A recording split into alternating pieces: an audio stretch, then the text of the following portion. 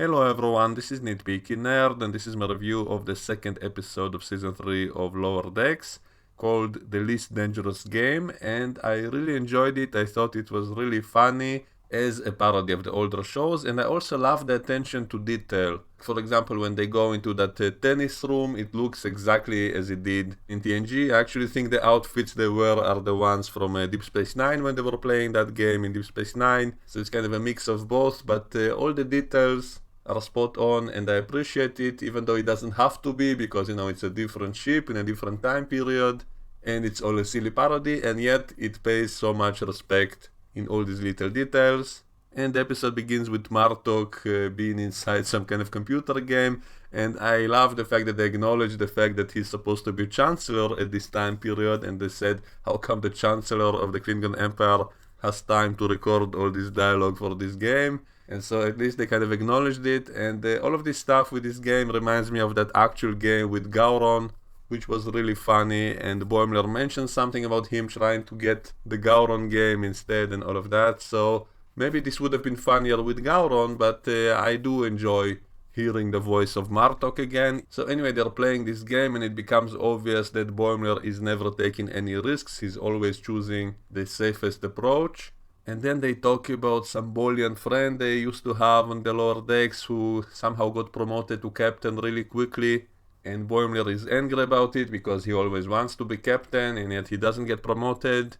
And they tell him that that Bolian guy always volunteered for any mission no matter what. He always got noticed, he took risks and all of that. Some of this dialogue reminds me of the TNG episode Tapestry, when Picard changed his own past and became someone who never takes risks, and so he never became captain, he stayed an ensign.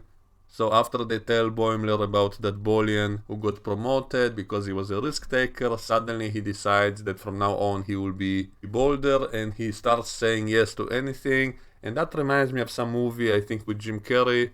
I think it was called Yes Man, when he suddenly agrees to agree to anything that anyone offers him to make his life more interesting. And so that's what Boimler does. Suddenly he takes on any offer from anyone.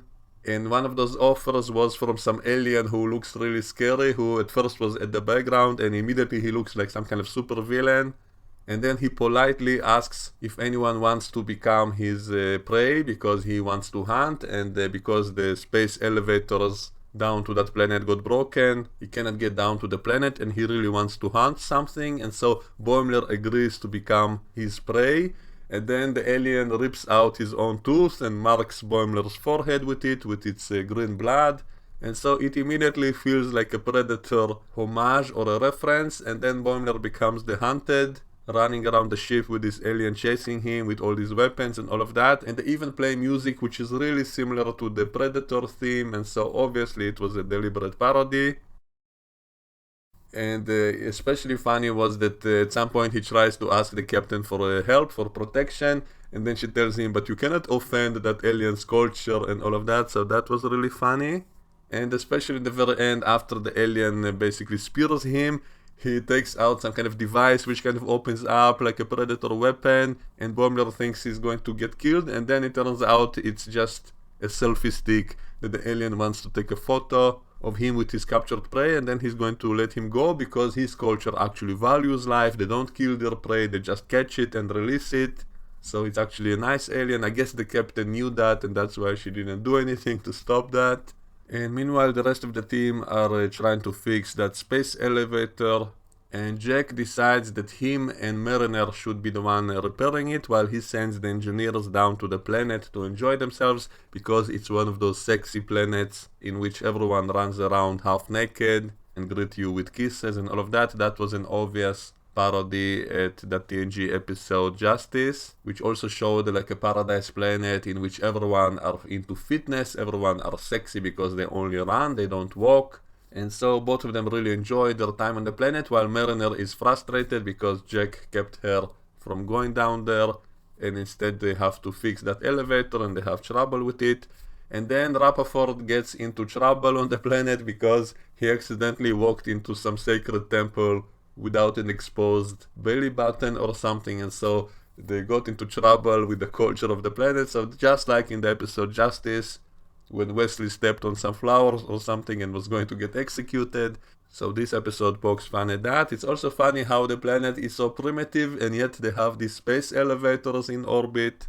And then Mariner decides to disobey orders and to jump down on the planet, so she gets herself a spacesuit and jumps out of the elevator and flies down to the planet, and it looks exactly like that scene in Star Trek 2009 when Kirk and his team were space diving next to that space drill down to Vulcan, and so it looks exactly the same. And then Jack contacts her to let her know that he changed his mind and does want to go down to the planet, and he was just waiting to see if she'll disobey orders because he keeps trying to catch her violating some rule, and so she immediately pulls her chute and then has to climb back to where they were to pretend as if she didn't violate orders, and so that was really funny. And then both of them dive down to the surface, and then when they get there they discover that these planet's people worship some telepathic baby and also an evil computer, which reminds me of that episode in the previous season, which poked fun at how many primitive cultures worship some kind of evil supercomputer, which always looked like a small box, like a PC computer, and in the end they locked it up in prison with a bunch of other computers like that. And so I love the fact that this new